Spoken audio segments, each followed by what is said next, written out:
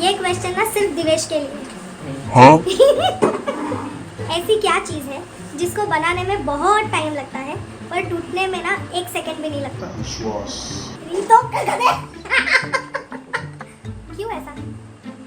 क्या इसमें क्या होता मैं तो मटका बोलने वाली थी। है? डेडलाइन क्या होती है? डेडलाइन डेड होती है।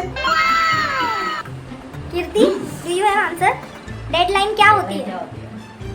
ठीक है चल। केतन भाई, डेडलाइन क्या होती है? चलो दिवेश आंसर दो।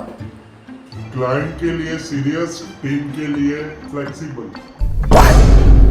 कौन मारेगा इसको? कौन मारेगा? अगर बसंत ने मुझे पंच मारा, ये सेंटेंस मैं इंग्लिश में बोलूंगी तो कैसे बोलूंगी? बसंत पंच।